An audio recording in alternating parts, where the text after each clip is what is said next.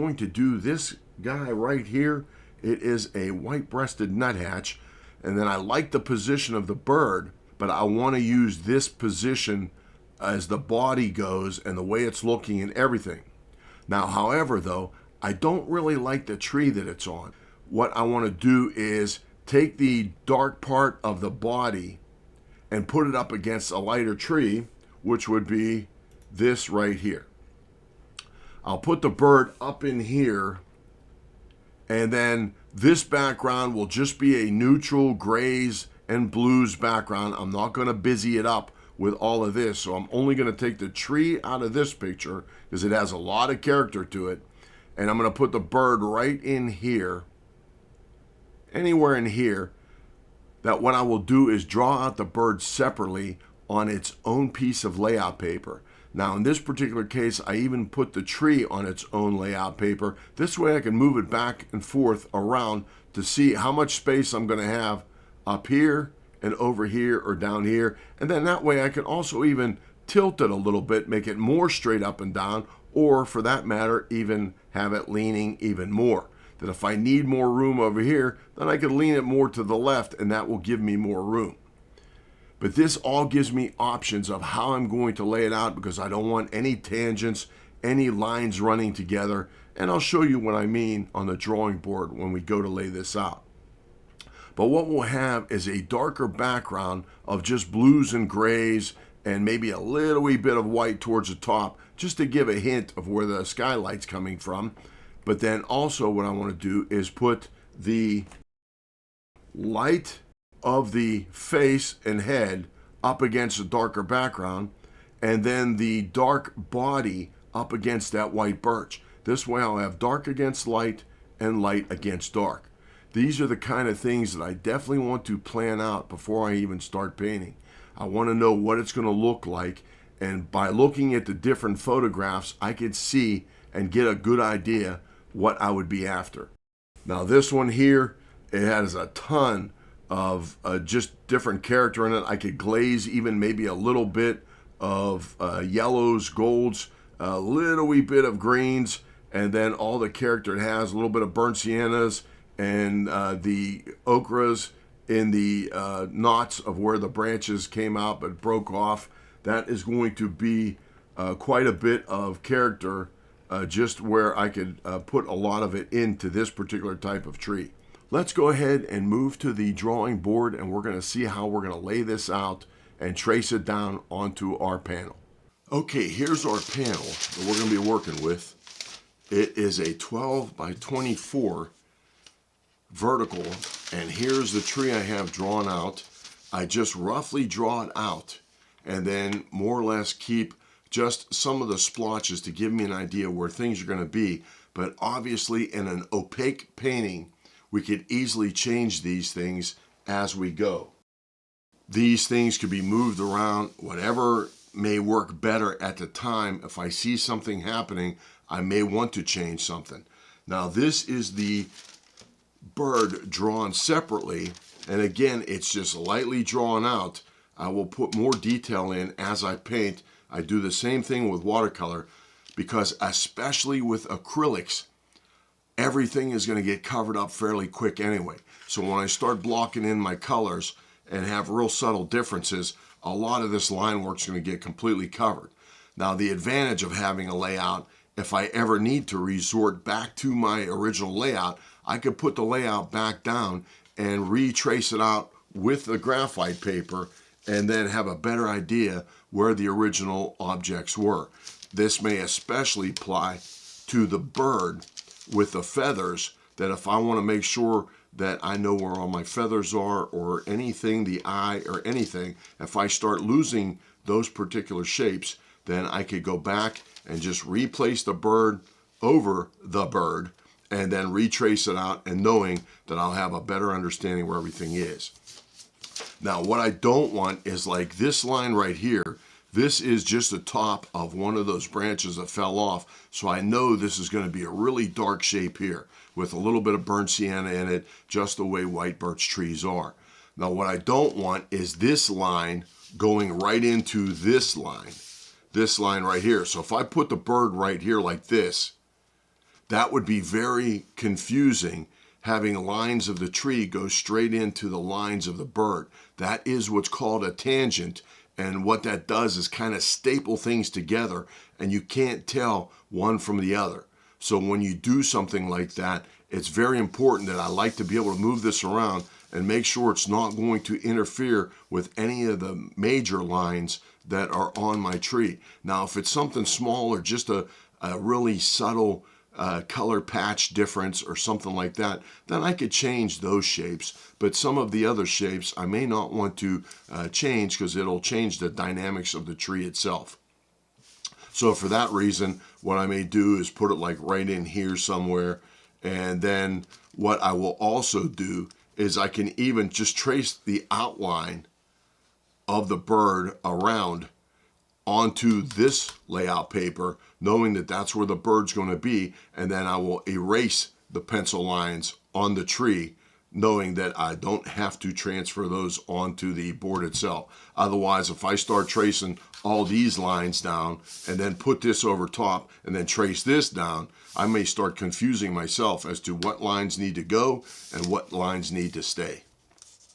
But I still like, for composition's sake, this particular method very well, and I've been using it for as long as I've been painting, and I'm sure I will keep using it, because it just gives me the idea of where things are going to be before I start committing to paint. Now, if you decide that something's really wrong with opaque paints, you can always paint it out and redo it, but this kind of a system for me could save me a lot of time by putting things in the best place possible, so I don't have to make major changes once the painting starts. Let's go ahead and I'll trace these out and get them laid down, and we'll be ready to paint. Okay, here's my tree. This is where it's going to be pretty much. It's not taped down, but this is where it's going to pretty much stay on the painting. I was originally going to have the bird like this up in here somewhere, but even though it's bending this way, and I could have moved it over a little bit, I thought it would still be too close to the very edge, because I'm going to lose a little wee bit for the frame. What's my point? I made a corporate decision and took the bird and flopped it. And I'm going to put it down here, just like so. I would say about right in there. And then all I will have to do is flop my reference. When I go for my reference, I'll take the picture and flop it horizontally. The reason why I could do this is there's no real light issues. The white birch is in a very diffused lighting situation. The bird is in a very diffused lighting situation. So there's really no lighting issues of one or the other. If I flop it, they're both evenly lit from all directions. So I'm going to put the bird down here. It gives the bird a lot more room in this lower part of the painting, but also if I had the bird up here, this is going to be a really big patch of burnt sienna right here, and then I would have the bird right beside it. So the only two real big patches of burnt sienna throughout the whole entire painting are going to be right beside each other.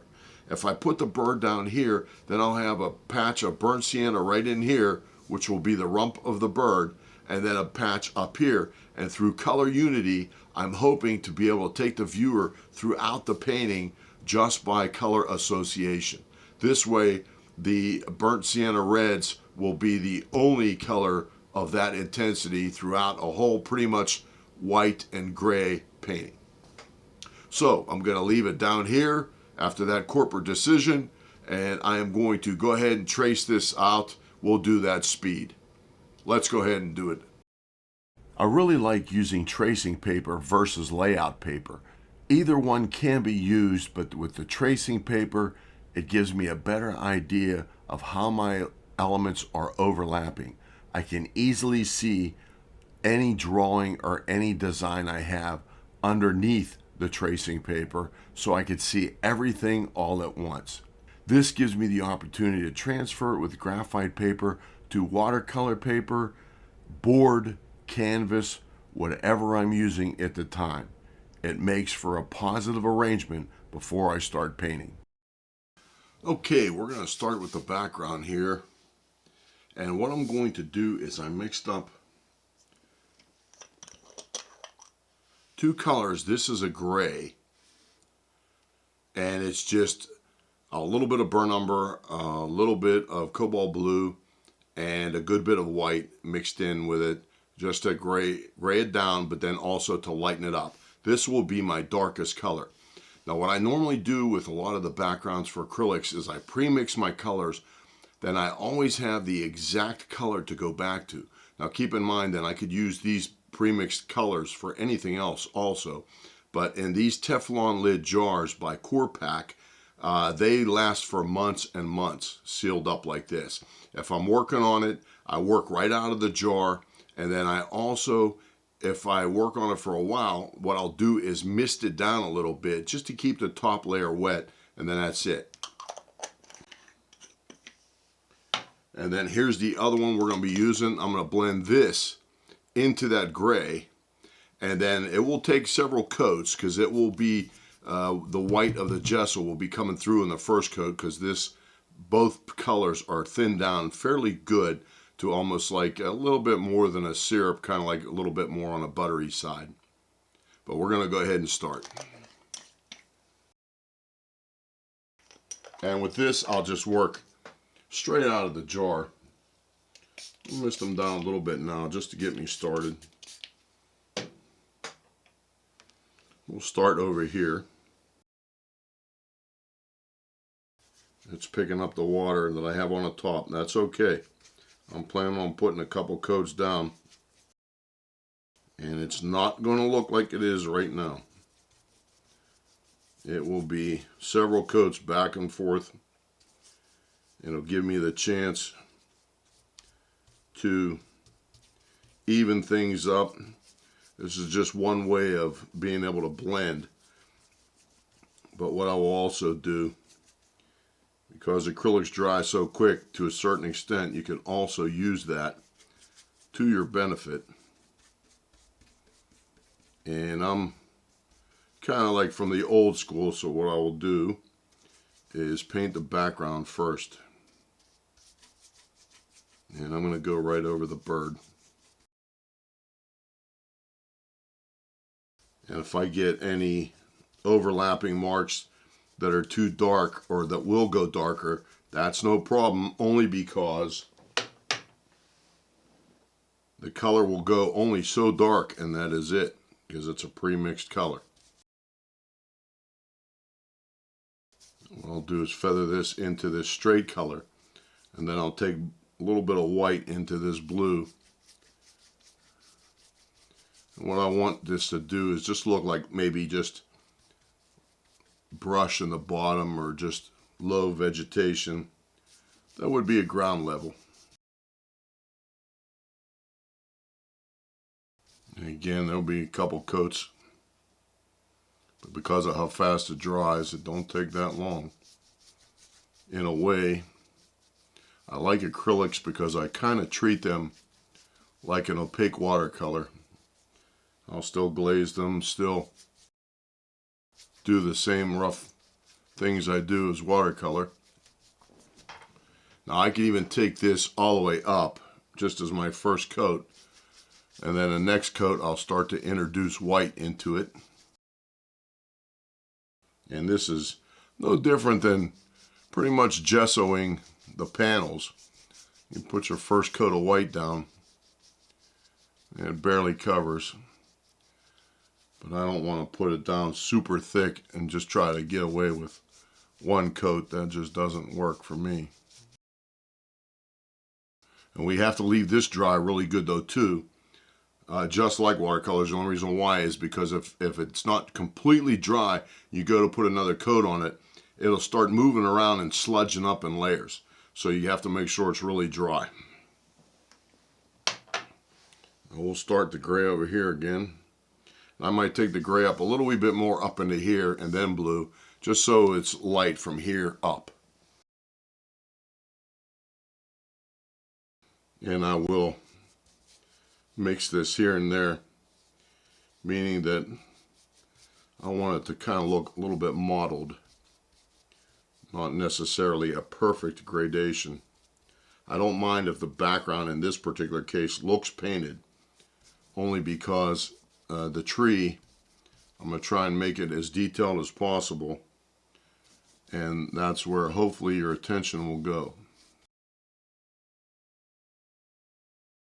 Okay, now I got to start with the blue. And if this is a much bigger area, then I can actually use a gel. I like that method also. But this might get what we need here for this particular painting. Being I have the colors pre-mixed, they will not ever get any darker than the color I have mixed. And then when I go to the glass pellet is what I work off of, because I only use jars. I like that quite a bit, only because I don't squirt paint out on a palette and leave it dry. It wastes a lot of paint. Now I gotta be careful not to overwork this, or I'll start sludging it around now. Okay, we'll let that dry.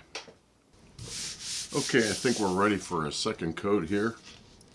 I'm going to start on this side here again. Get our gray. And again, if some of these colors mix up a little bit, if I get a little wee bit of blues in them, stuff like that, I won't mind at all. I like working with multiple layers. This gives me the opportunity to blend and cover the board much easier. Taking 100% opacity of a paint down to the paper or board you're working on is far more difficult. Okay, I'll put a little bit of white over here in the next coat, but then keep in mind these are translucent layers. So in other words, when I start putting that white down, it's fairly translucent, so the blue underneath is still going to come through a little bit. So even though I'm using straight white, once it's mixed down with the colors I'm using, and then plus the coats of color underneath it, it will definitely not look like straight white. We'll dry this layer. Okay, let's go ahead and put another coat down. Once I get these grays completely done, I can even go back over them and glaze some lights and darks over them just to break up the solid gray. But I don't have to worry about that right now. What I'm just doing right now is just covering the gesso, actually. Working with subtle color changes or value changes at a time makes corrections or changes far easier than an abrupt change in value. This gives me the opportunity to change things as I go. Okay, I'm ready to start another layer, but to help myself out this time, what I did was took this color and mixed them together, and I'll start with the gray down here, then go to that third color, and then back to my lighter blue, and then white again. Now again, if I get some grays in here, I leave the dirty brush dirty, then just so I get some of them grays up in here and down here, that's what I want. That is what I will do as far as just being able to blend these out. Not perfect blending. I'm not looking for an airbrush blend. Let's go ahead and start down here. And the more coats I give it, the easier it will be to feather some of these colors in to what's already there. And being that it's translucent, I will allow my colors I already put down to come through a little bit. Building layers one on top of each other will allow the previous coats to come through, very similar to watercolors. Now that I have the final coats built up and I pretty much killed the white of the panel, I'm going to move into using a sponge that will give me a very subtle texture, but it also does an excellent job of blending the colors together. This is why I keep the colors pre-mixed. Okay, I'm going to go ahead and start blocking in a tree. I'm happy with the textured background, very subtle texture. But what will happen is once I start putting in all the details and textures of the tree, the background is going to be pretty much an afterthought. What I'm going to do now is go back in. I went ahead and redrew in my pencil lines. I saved you from that. And what I will do now is start working with these. I work with glass right here, right off of an extension. I'll show you that later, but I'm going to start blocking in my tree and just start getting me rough ideas with the grays and the titanium unbleached white. For down along here, you can see in my reference that there's some tans and golds in there, and they're just going to be a little wee bit of greens in there later. But I just want to start blocking it in now, just to give me my idea of where my lights and darks are going to be. By establishing my patterns early, I'm just building whether it is a smooth area of the bark or a very textured area of the bark. The sooner I establish these textures, the sooner I will get to my end result. By putting down just several layers of color, remember I'm using somewhat transparent layers on top of each other, so everything I put down does matter. Although they are opaque paints, I'm really not working with them in opaque fashion that completely covers the previous layer. If I need to do that, I will use two different whites. That one is very heavy with just a little bit of matte medium and a little bit of water, so it covers quickly. The other one has much more matte medium and a little bit more water in it, that it allows me to feather it out into colors that are already there. This gives me the chance to change things or adjust things any way I need without having to use the same paint. When I have colors pre-mixed like this, it gives me a really good opportunity to understand what that paint will use. If I keep mixing them as I go, then what will happen is I won't have any idea how much it will cover, if it will cover at all. This way, if I mix the paint down too much on the palette, I may have to go several coats instead of just one. Now I'm working in the bird. By blocking it in, it'll give me an idea where the bird is on the tree, so I can establish my shadows and other points of interest that I may need to work with as the painting develops. Let's go ahead and take a look and see what we have. Okay, let's take a look and see what changes we can make and what more we have to do with. Just a brief couple problems. This is one right here that I want to break this shape up. It looks too much like a perfect diamond. I'll take some of the deep hard whites out into here. This has to go lighter anyway, and then I'll also break this edge up over here. This edge might stay the same. And then some of these other ones I have to put a lot of dark furrowed bark in here, and this isn't even started yet, but I may make the tree wider down here, but I'm going to make it wider on this side and not get too close to that edge. And this way I will also just start putting in these lines again too. A couple of the other things I see. The bird, I'm just going to leave it the way it is for now until I get more of the tree done.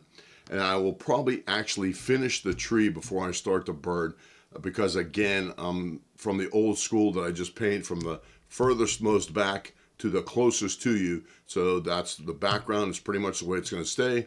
I'll finish the tree and then I'll start working on the bird. Let's go ahead and go back into some speed painting and get some more of this done.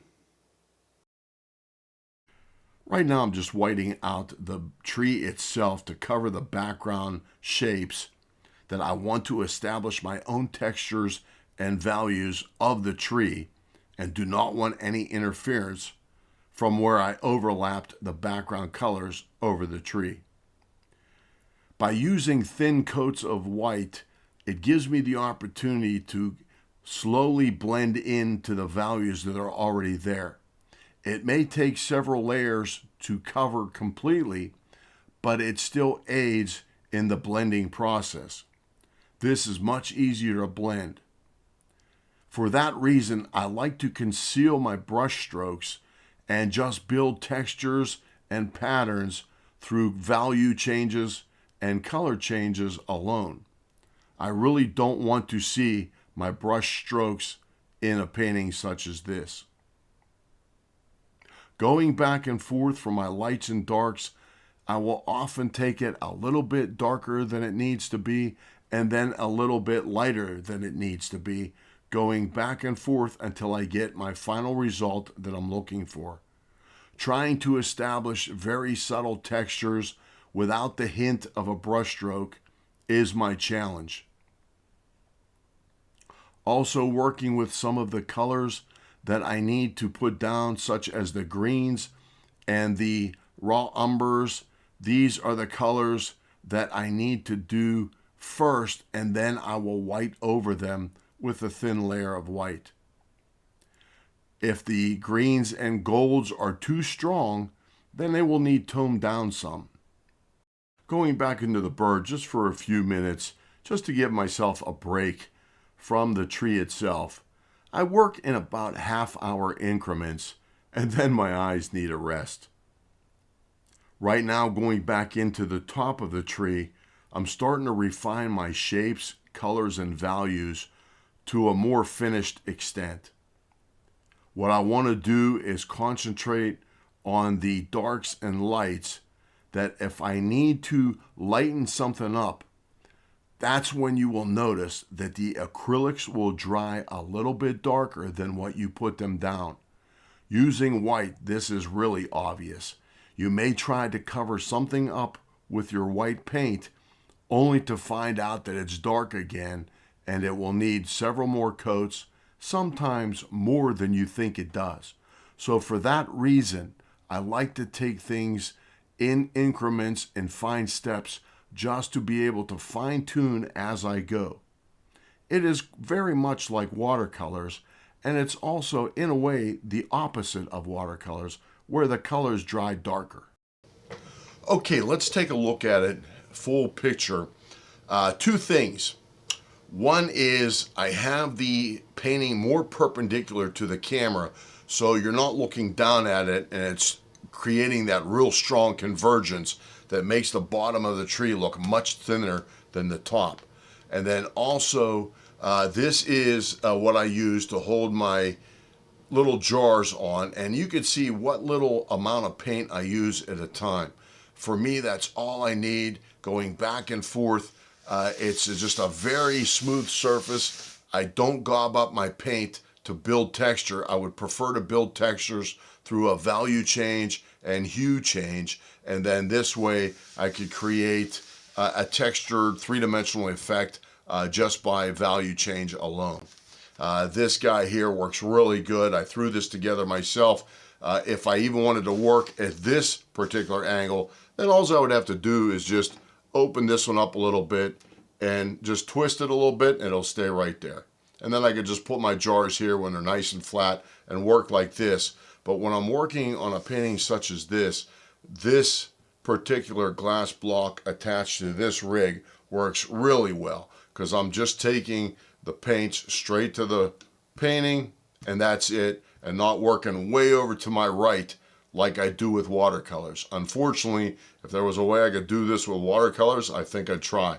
But the palettes are too big to hold for watercolors. With that in mind, this painting down in here has to go a good ways yet. I'm still just blocking in my greenish golds, but when I start layering over my whites, I'm going to constantly be going in this fashion, that it will help disguise my brush strokes, in the sense that birch trees have a very horizontal bark pattern to them, and this is what will help build this tree itself. I don't even have the leg in for the bird, and then I'll have to do a good bit of work to the bird itself and all the feathers. Just got to make them look a little bit more softer. I really don't want straight edges on the feathers themselves. They're a little wee bit fuzzy, so that I will do. And what I often do also is take my round brush, and then when I wet it, I will squeeze it like this, and then make a really small chisel out of it if I need a long edge. And that works really good, because the chisel edge itself is actually more like a small, really small filbert than an actual bright. Let's go ahead and get more of this done, and we'll see if we can finish this painting up. Right now, in some cases, it may look like I'm hardly doing anything to the painting at all. putting down very subtle value changes. But this is still the process I need to do to build up my surface textures, whether it be smooth with quite a few value changes throughout, or a very subtle texture that's hardly noticeable. In any case, this takes a while to build up the layers. One great thing about acrylics is it gives you the opportunity to do this, working from light to dark and then back to light again. Sometimes it's necessary to take 2 steps back to move 1 step forward. Now putting in the foot, I'm only finding out that I'm still not happy with it. The 2 front toes are a little bit too close to each other, and it's starting to take on a woodpecker foot, meaning 2 toes forward and 2 toes back. The nuthatcher still has the traditional 3 toes forward and 1 toe back. This is something I will change. Whiting out the original toe, I want to also make the nails look like they're gripping onto smooth bark. My original reference shows very rough maple tree bark that is a complete different grasp of the claw. To make it look correct, I must apply the claws on a smooth surface of the tree. Adding the subtle shadow, I'm still going back and forth with very subtle changes, which in some cases I'll often look away from my reference only to see if the tree makes sense to me itself.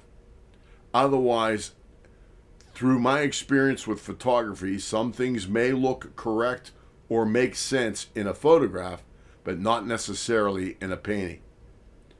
I want a 3-dimensional effect. I want to be able to look like you could grab a hold of the tree, and this is something that's very difficult to do with a photograph. Creating a 3-dimensional effect on a tree with a bird on it is my challenge for my finished piece. Working subtle values of white back over the bird and the tree will give me the opportunity to build the exact surface textures I want. Remember, with acrylics, it gives you the opportunity to learn as you go, if you will, giving you the opportunity that you'll never make a mistake and you can always adjust something. Remember, it's no race to get finished. It's just the end result is the most important. Often when you see paintings, you may not realize what the artist did to get to the finished result. In this case, you're seeing it from start to finish, however long it may take. In some cases, a texture might come out right away perfect. In other cases, you may have to slowly build or even fight with it. In any case, the end result is what's the most important, and as long as you see it through to the end, it will be a painting you'll be proud of. Okay, let's just take a quick look and see where we're at. I'm going to still lighten up a little bit of this right up through in here and just more or less have a lit side that would be over here in the upper right, and that's why I'm going to pass on putting a lot of the textures down in here, because that's going to indirectly shadow that side because of all the real dark textures on that side of the tree. Then I'll leave this side over in here a little bit dark, and what I want to try to do is have a lighter bird up against the shadowed side of the tree. And then also the bird itself is going to be a little bit lighter than our reference, because I feel the reference photo itself is a much darker lighting situation compared to what I want the painting to be. So again, you don't always have to go by the photo exactly. You're just taking bits and pieces that you need, but when you start putting multiple photos together, then you may have to make some adjustments or corrections as you go. Again, the same thing with this right here. My wing comes down straight into the tail, and on the reference is a very subtle come down in and then hook back, and I'm going to try and white out some of this tail, and I think that'll make all the difference in the world, because right now the top side of my tail looks too wide compared to the bottom. And then I also work on this feather a little bit too, the middle feathers. And then that way I could pretty much call it done. And then I also have to white out now more of the darker colors I just put in to push these darker spaces between the feathers back again. So you'll see the very top layer of furry fuzzy feathers, and that would be it. Darken these up a little bit, lighten this up a little bit, and work on the tree, make it a little bit more cylindrical looking, and that is it. We're going to do all that in this last session of speed painting, and we'll see what we have at the very end. I started the change on the tail. For me, it's making all the difference in the world just with the first coat. It lets me know I'm on the right track. It changed the perspective of the tail and also the angle of the tail coming off of the body. Subtle changes like that can make all the difference in the world. When studying your own work, if you think there's something bothering you, then there probably is. It's just a matter of taking time to figure out what it is. Working over little subtle changes of the tree, I want to disguise some of my brush strokes, and this is what I'm doing right now. Going back in and feathering out some of the value changes in the tree and bird. Going back over and making the changes that I'd like to do is always open with an acrylic until you finally seal the painting for good. This is a great opportunity not to necessarily rush the completion of your painting. Okay, let's take a look and see what we have. Now, I have one big goal in mind when I do a painting such as this, pretty much all my acrylic paintings, and that is I'm trying to establish textures without brush strokes. I want it to look like a white birch tree and not a painting of a white birch tree. So for that reason, if there's real smooth bark, I want to render that. If there's rough textures, I want to try and create the texture without giving a hint of the brush strokes or brushstroke pattern. The bird is the same way. What I want to do is try and keep the little fuzzy feathers, little furry feathers, in scale with the bird and the size that the bird is on the painting. In other words, I don't want to create big gobs of paint that are supposed to represent several different feathers. Again, that's when it'll start to look like a painting instead of a fuzzy furry bird. Now, with the plan that I had, I feel that it came out pretty good all the way through, but one great thing about acrylics is you can never be done if you don't want to. So as always, I always set these aside and just think of what I could do, but I won't consider it completely finished until I sign it and then varnish it. And once I varnish it and seal it, then there's no going back to it. Then I consider it done and that's it. But for now, I will go back and see if I could clean things up. If not, it may very well be done right now. But it's just nice to have that opportunity to go back and change things if you feel you need them. I often ask for other opinions of the folks that I trust, and if they think it doesn't need anything else, then that's it. It's always great to get another opinion about your artwork just to maybe see something that you didn't. So, with that said, until I see you out in the field or back at the studio, thanks for watching.